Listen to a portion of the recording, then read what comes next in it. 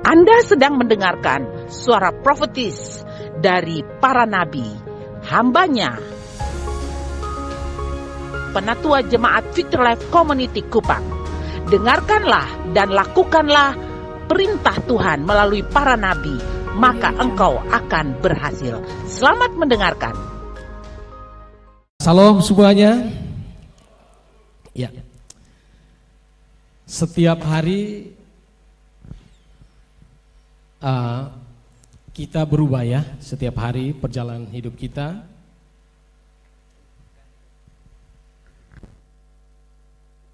Ya. Sebelum itu mari kita bangkit berdiri dulu, stand up please. Ya. Kita ucapkan dulu. Ya, kita menghadap kiri kanan, kita katakan bersama 2021-2031 adalah percepatan dan peningkatan supranatural. 1, 2, 3. Oke, gantian lagi, cari lagi kawan di sebelahnya.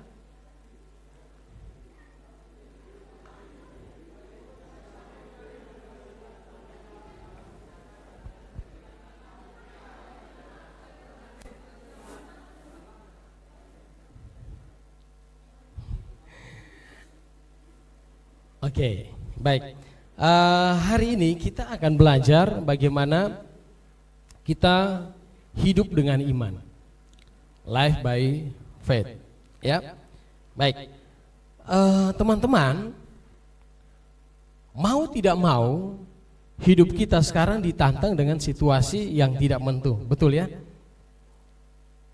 Kalau kita teringat tahun semester 2, teman-teman semua masuk sekolah di Januari kita masuk seperti biasa, terus pas akhir Februari masuk Maret belajar dari rumah, betul ya?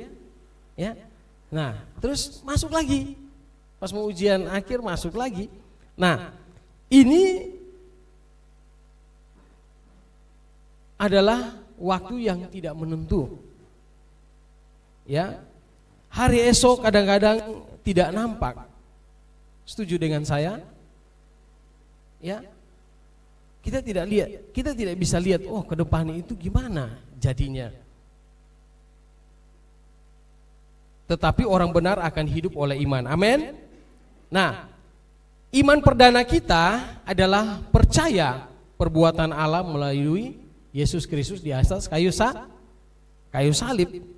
Setiap orang kalau nonton The Passion of Christ, wah semua pada nangis. Kenapa? Kasihan Yesus disiksa, ya. Apalagi pas waktu sessionnya dicambuk, waduh tidak tega. Betul ya? Anak saya tidak sengaja, kan kita ada anjing kecil, satunya saya tabrak dengan mobil. Saya juga tidak tahu. Wih, anak saya tidak tega. Sejak hari Minggu itu pagi saya tabrak, dia lihat, dia ikut kega. Dalam kega dia nangis dari awal sampai terakhir. Dia nangis. Kenapa? Dia ingat anjing itu. Apalagi ya, itu binatang piaraan yang dia sayangi. Kalau kita lihat, wah Yesus disalibkan,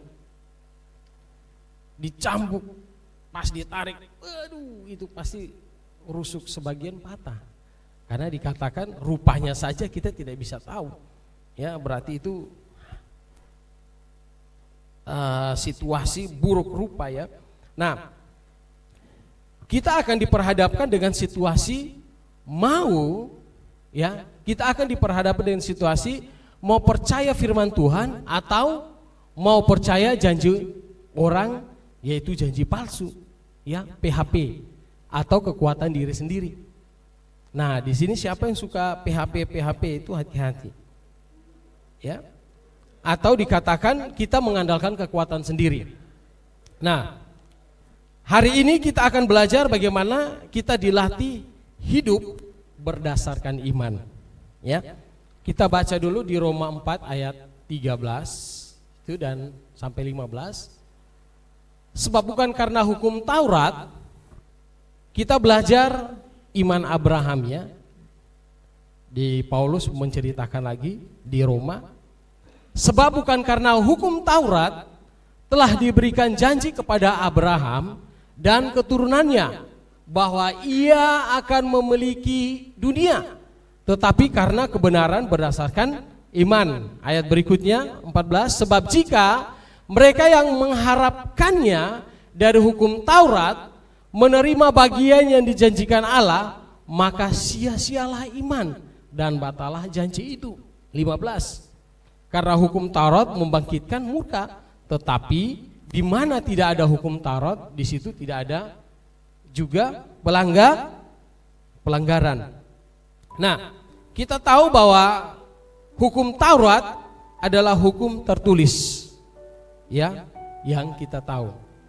Jangan mencuri, berarti tidak boleh mencuri. Jangan membunuh, berarti tidak boleh membunuh.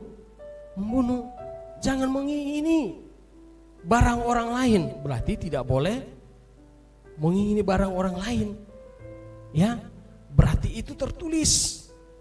Kita lagi sedang belajar 1 tambah 1 sama dengan 2. Kalau 3 berarti salah. Hukum Taurat seperti gitu, teman-teman. Nah, dikatakan bahwa sebab bukan karena hukum Taurat telah diberikan janji kepada Abraham. Di sini dikatakan bahwa janji yang akan diberikan kepada kita, kepada saya, kepada saudara, ya, itu Tuhan mau kasih siapa saja. Tidak lihat dia sudah sempurna atau belum sempurna. Karena apa? Kita harus hidup dengan iman. Jadi hidup dengan iman adalah hidup melawan arus dunia. Karena dunia ini cenderung melemahkan kita, melemahkan iman kita. Kenapa? Contohnya aja. Saya sekolah, sampai di pertengahan jalan tidak bisa bayar uang sekolah. Padahal janji Tuhan, saya akan diberkati dalam dunia pendidikan. Nah, seringkali situasi begitu buat iman kita ciut, ya. Iman kita, kita lihat iman kita cenderung dunia ini melemahkan iman kita dengan situasi yang ada, ya kan? Terus apalagi saat kita tes, ini ada biasanya kelas 12 selesai mau tes kuliah, ada tes seleksi nilai. Kita sudah percaya, Tuhan, saya berdoa, saya pasti diterima di fakultas itu. Dalam nama Yesus, saya ambil dalam nama Yesus. Pas tes tidak lulus, nama kita tidak ada. Seringkali membuat iman kita lemah. Yang awal-awalnya berapi-api, saya percaya dengan iman, saya ambil dengan iman. Ikut tes tidak lulus. Kira-kira gimana perasaan teman-teman? Ya, seringkali dunia itu cenderung membuat iman kita lemah. Tetapi saya mau kasih tahu, iman adalah fondasi segala macam mujizat dan berkat. Bisa katakan sama-sama, iman adalah fondasi segala macam mujizat dan berkat. 1, 2, 3. Nah, kalau kita mempercayai Yesus, berarti kita melakukan dengan iman. Saya mau tanya, kamu sudah ketemu Yesus? Udah? Siapa sini sudah ketemu Yesus? Omri. Dia garuk kepala, bukan mau diangkat ya. Siapa sudah bertemu Yesus? Terus kenapa kamu percaya? Kenapa kamu percaya? Kalau ada yang tanya begitu, gimana perasaan kamu?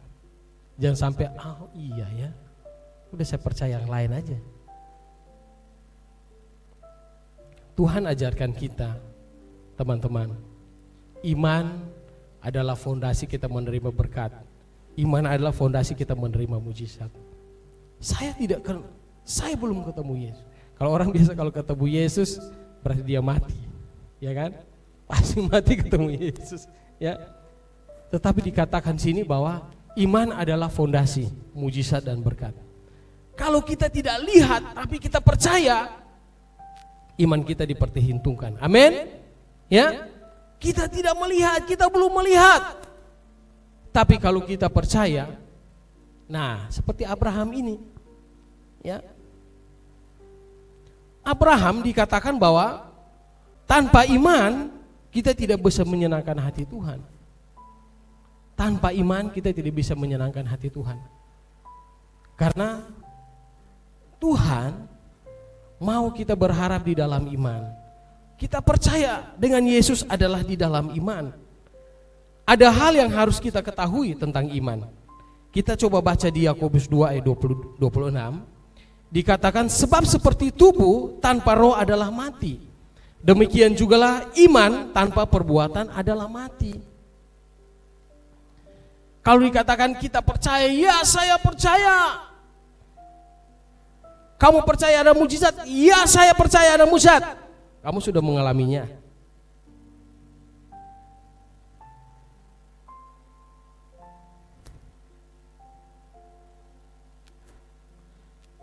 Yakobus 2 ayat 26 dikatakan bahwa sebab seperti tubuh tanpa roh adalah mati, demikian juga iman tanpa perbuatan adalah mati. Saya percaya Yesus, saya hidup dalam kebenaran. Apakah kamu sudah dapat mujizatnya? Ya, saya percaya dapat mujizatnya. Itu adalah iman. Ya.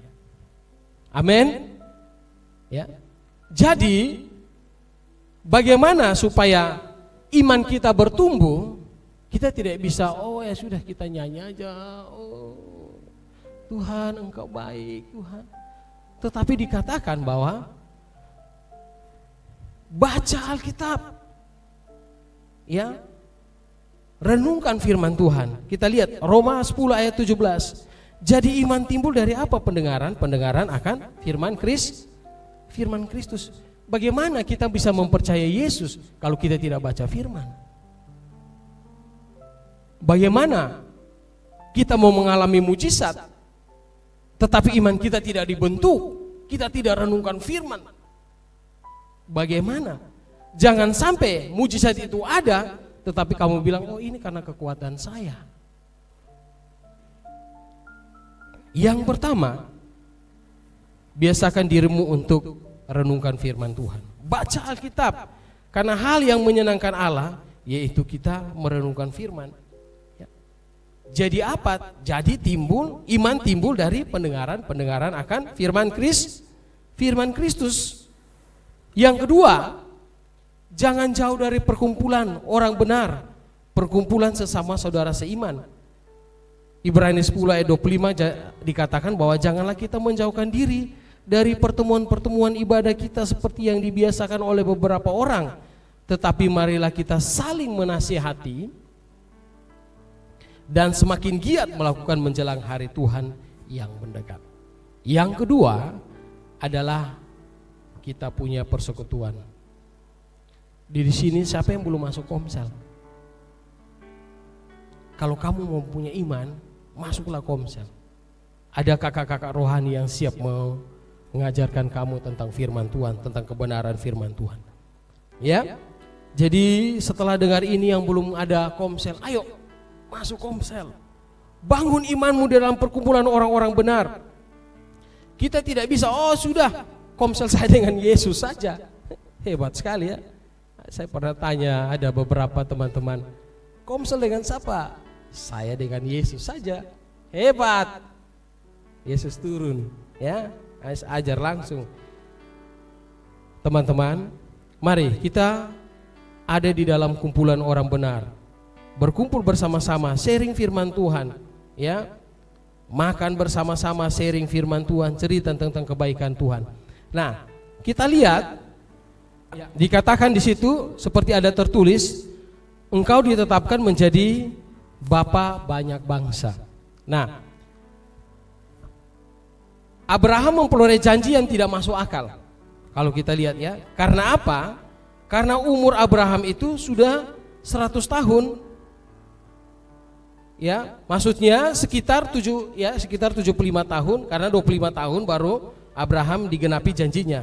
Jadi kalau kita lihat 75 tahun itu Abraham sudah sangat tua.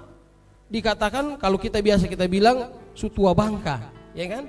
75 tahun. Begitu dengan Sarah juga pasti sekitar begitu, ya kan? Udah tua bangka dua-dua. Janji Allah, Abraham akan mendapatkan anak kandung dari Sarah. Ya. Nah, Abraham dapat janji karena kasih karunia Allah, bukan karena hukum Taurat. Kita lihat sini. Ya. Setiap kita yang menerima janji dari Allah itu karena kasih karunia. Apakah dari perbuatan kita? Tidak. Ya. Tidak ada dari perbuatan kita. Di sini ada janji bahwa kita tidak tunggu, bahwa janji tidak tunggu sampai engkau sempurna baru janji Allah akan turun di atas kita. Coba kalau kita lihat Musa. Apakah Musa sempurna membawa bangsa Israel ke tanah Mesir, ke tanah Kanaan? Musa sempurna. Dikatakan bahwa dia berbicara seperti ajis, gagap tuh berbicara. Terus Musa dia pernah membunuh, ya, sampai dia lari merahkan diri karena takut dari Firaun. Daud dia menepati janji Allah, tetap apa? Dia bersinah. Ya, anaknya dari Betseba meninggal, terus dia dapat anak dia dari Betseba, terus yang namanya Absalom itu dia mau melengsarkan Daud dari pemerintahannya. Dia gagal. Paulus seorang pembunuh. Abraham juga, ya, dia perih hatinya. Kenapa? Saat anaknya dengan si gundiknya itu Ismail, ya, diusir. Wah, pasti ada pertengkaran di keluarganya, betul ya? Kenapa sampai diusir? Pasti Sarah bilang, usir dia, usir. Saya tidak mau lihat dia, diusir.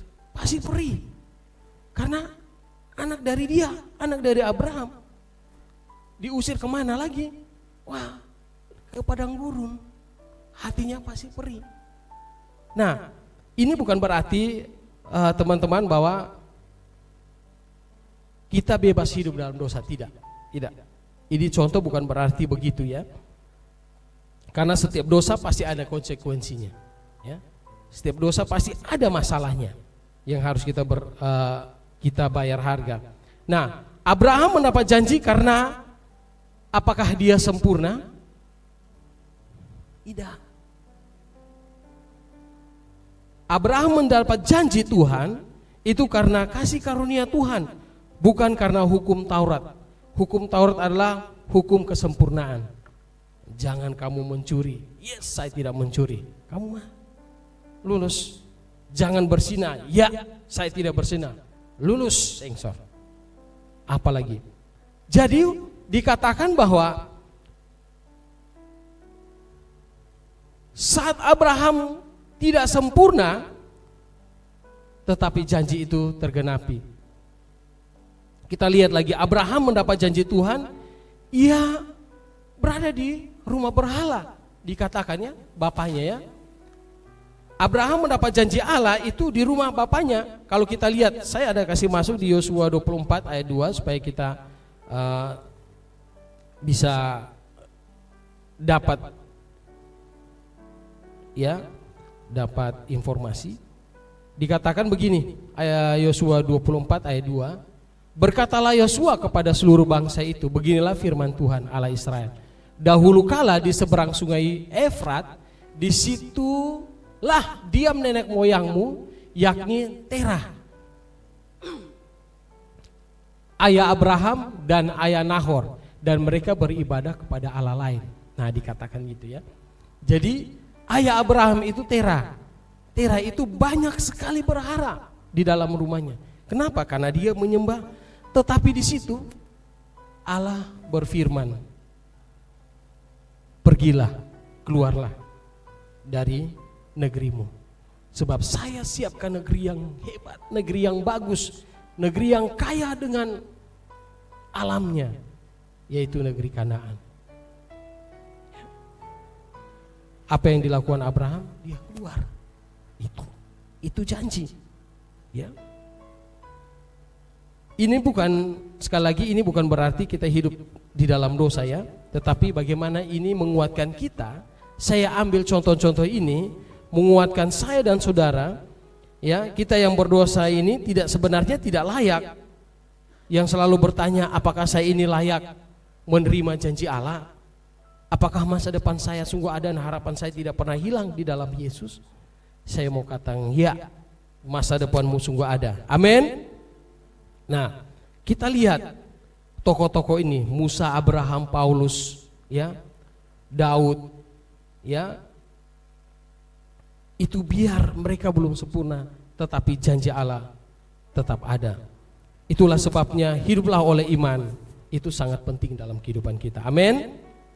Nah, saat kita terima janji Tuhan, kita harus katakan amin. Yes, ya, amin. Kita jangan intervensi dengan Allah lagi. Kamu dapat janji Allah, jangan intervensi. Sebab Allah mempunyai masa depan kepada kamu. Amin.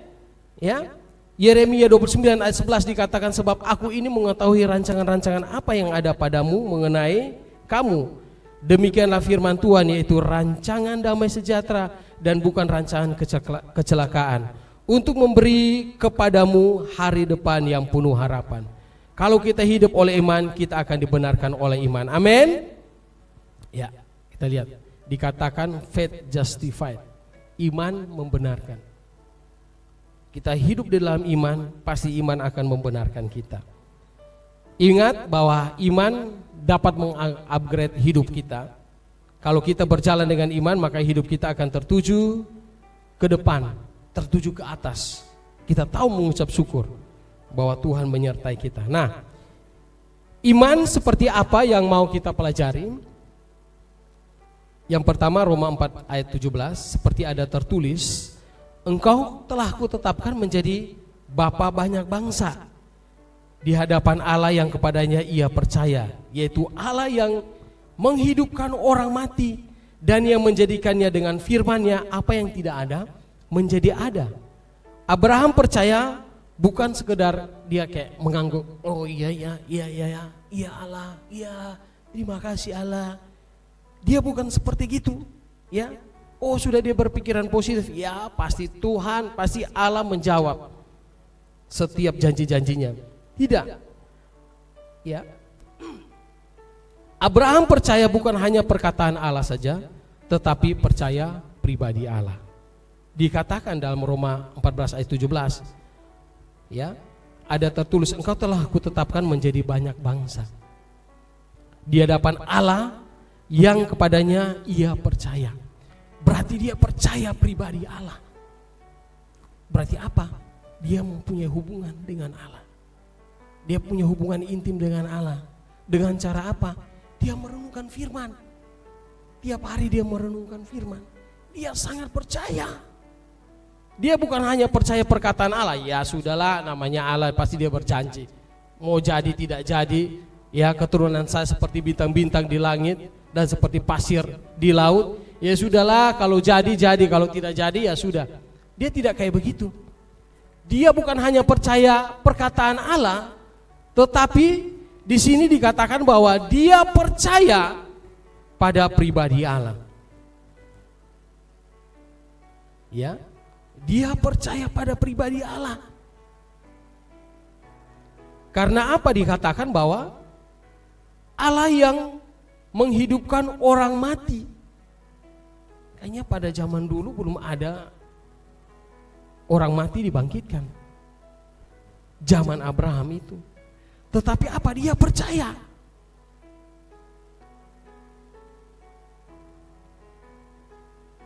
Ya. Perih tidak rasanya kalau kita bayangkan Abraham, dia mempunyai anak, dia dapat Ishak ya.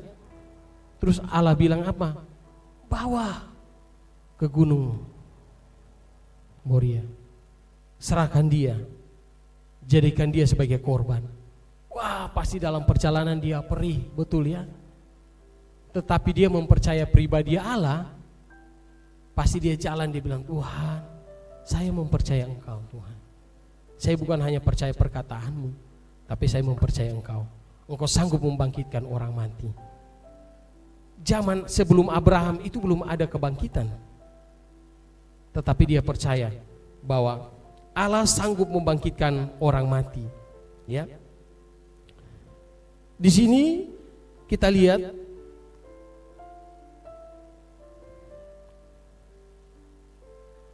dia mempercayai pribadi Allah. Dia mempercayai, sangat mempercayai.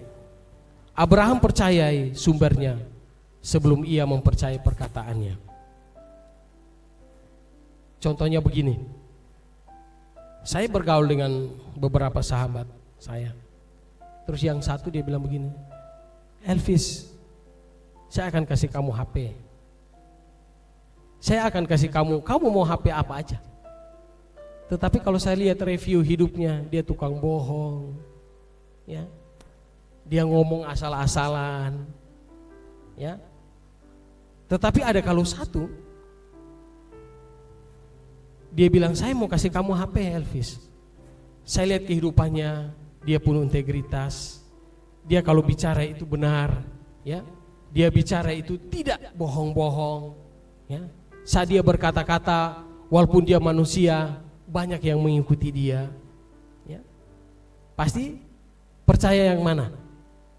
Percaya yang pribadi yang kedua, ya. Nah, demikian Allah seperti itu. Dia, Abraham, sangat mempercayai Allah. Makanya dikatakan dia tidak hanya percaya perkataan Allah, tetapi dia percaya kepada Allah. Amin. Ya. Mari kita belajar seperti Abraham, kita percaya sumbernya. Nah, hidup dengan iman itu pada kemampuan Allah, ya.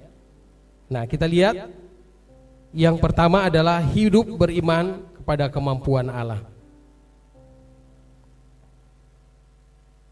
Nah, Abraham dia sangat percaya kepada Allah.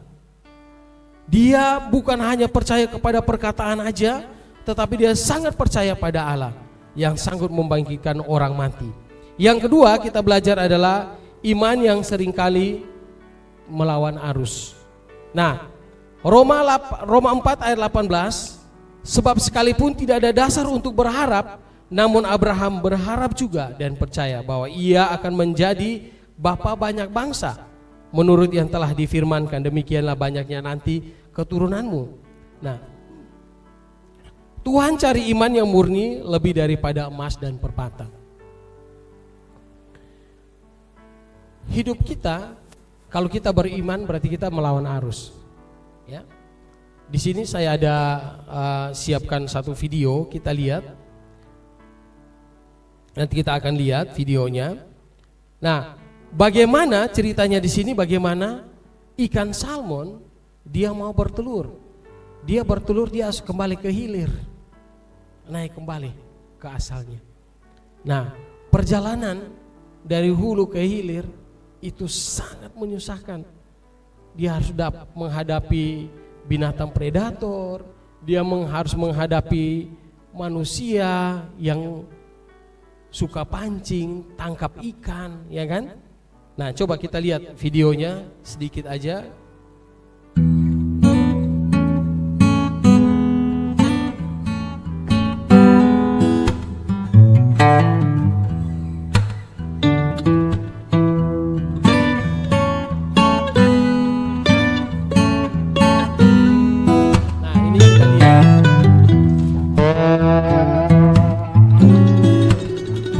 Mereka dilahirkan. Dalam migrasi ini, mereka harus menempuh jarak yang sangat jauh dan menyulitkan, bahkan cenderung berisiko. Tidak jarang, dalam perjalanan migrasi ini, mereka harus kehilangan nyawa mereka sendiri. Jika dihitung, perjalanan yang dilakukan oleh ikan salmon bisa mencapai 1000 kilometer. Saking jauhnya, banyak ilmuwan yang mengatakan bahwa migrasi ikan salmon adalah migrasi terberat di dunia satwa.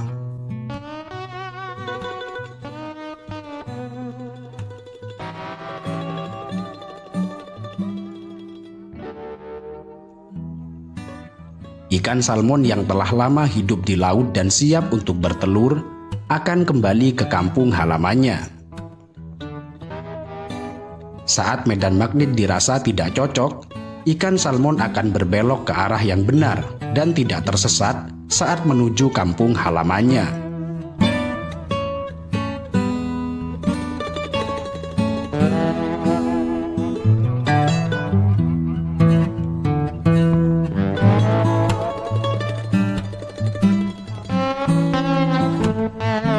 Salmon juga memiliki indera penciuman yang kuat untuk mendeteksi tempat kelahirannya.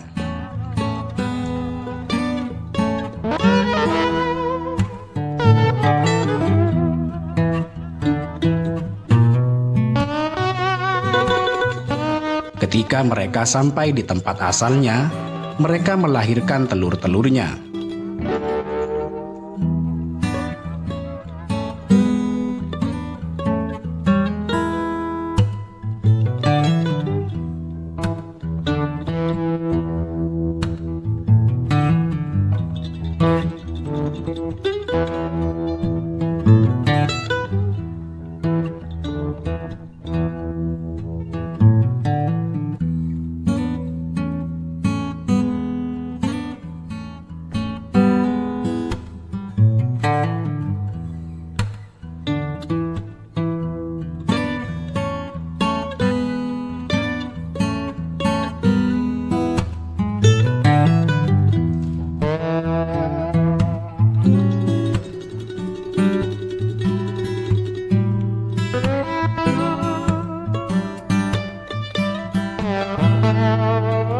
Ketika kembali ke air tawar, mereka berhenti makan selama 1 tahun.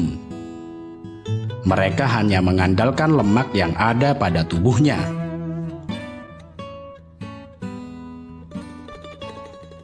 Itulah sebabnya, setelah perjalanan panjang yang mereka tempuh tanpa makan, salmon-salmon itu pun mati karena kelelahan.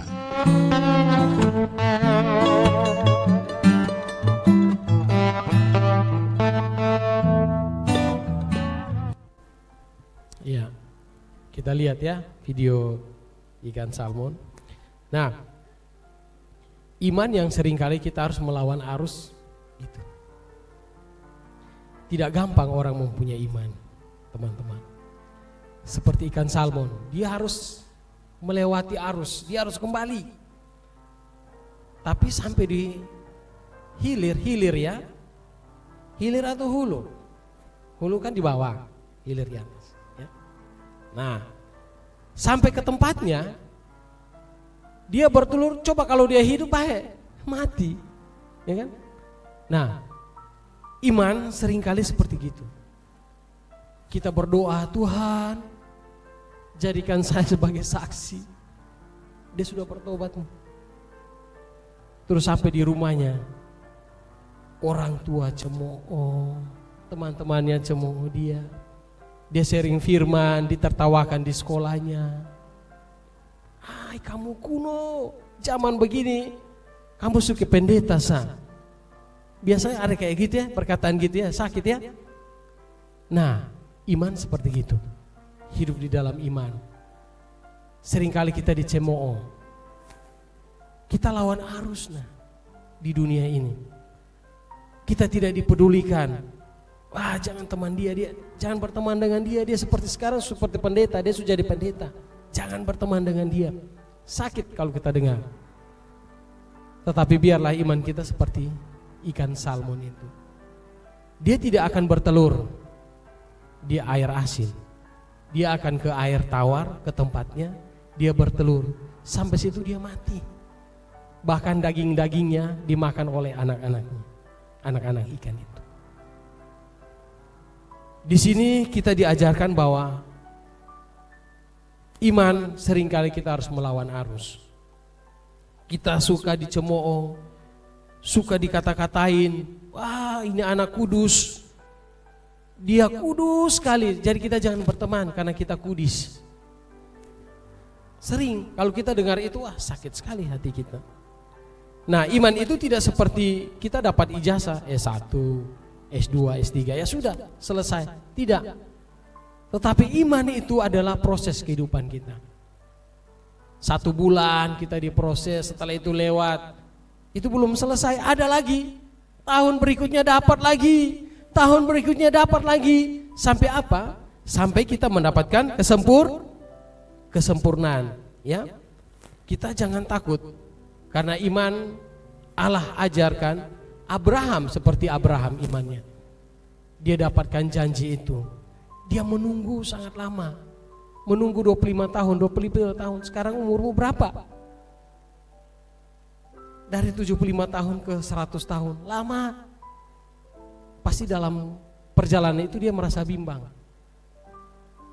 Tetapi Abraham harus melawan arus. Dia harus percaya bahwa perkataan Tuhan yes dan amin. Yang ketiga kita belajar iman yang bertambah besar dan semakin kuat. Roma 4 ayat 19 sampai 20 dikatakan bilang begini. Imannya tidak menjadi lemah walaupun ia mengetahui bahwa tubuhnya sudah sangat tua. Karena usianya telah kira-kira 100 tahun dan bahwa rahim sang istri Sarah telah tertutup. Di sini dikatakan bahwa walaupun situasi apapun yang Abraham lihat dengan mata kepala, ini kenyataannya. Tetapi dikatakan ayat berikutnya 20. Tetapi terhadap janji Allah ia tidak bimbang. Amin.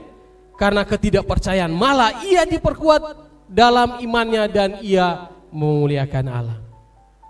Mungkin teman-teman rasa, Tuhan, masa depan saya sungguh gimana? Bagaimana dengan sekolah saya? Ya, judul tidak diterima-terima, ya kan? Laptop saya main rusak terus, data ada di dalam. Suka kerja rusak lagi, service. Mau kerja, semangat kerja, rusak lagi. Ya. Seringkali kalau kita lihat seperti Abraham ini dikatakan bahwa pasti dia berkata kepada istrinya Sarah, "Ma, kita sudah tua nih. Kira-kira kita bisa dapat anak kok sonde." Pasti dia ngobrol, ya kan? Namanya suami istri itu kan intim. Kedekatannya sangat dekat. Pasti mereka sharing, mereka jalan, waduh gimana tentang janji Tuhan. Tetapi itu tidak membuat Abraham menjadi lemah. Amin. Dikatakan bahwa iman yang bertambah besar dan imannya menjadi kuat. Karena itu jangan kendor iman. Percaya kepada Allah. Amin. Bahwa masa depanmu sungguh ada dan harapanmu tidak hilang. Amin. Walaupun engkau menginjili di kampus, di sekolah, ada yang cemooh, jangan pikir. Terus lakukan pekerjaan. Ingat setiap pekerjaan kita pasti ada mahkota yang menanti. Amin. Jangan ragu tentang masa depanmu karena masa depanmu sungguh ada dan harapanmu tidak hilang. Biarlah iman kita semakin hari semakin kuat. Dikatakan bahwa biarlah perjalananmu semakin hari semakin kuat menghadap Allah di Sion. Jangan seorang pun menganggap engkau rendah karena engkau muda, tetapi jadi contoh, jadi teladan dimanapun engkau berada. Amin. Mari kita berdoa, kita mengucap syukur. Haleluya. Ada 3 hal yang kita pelajari, yaitu beriman kepada kemampuan Allah. Mungkin kalau kita memakai kemampuan kita, engkau memikirkan masa depanmu sangat mustahil. Tetapi bagi Allah tidak ada mustahil. Yang kedua, iman yang seringkali melawan arus. Yang ketiga, iman yang bertambah besar dan semakin kuat. Biarlah ketiga hal ini kita pelajari, kita imani, hidup kita akan diberkati oleh Tuhan.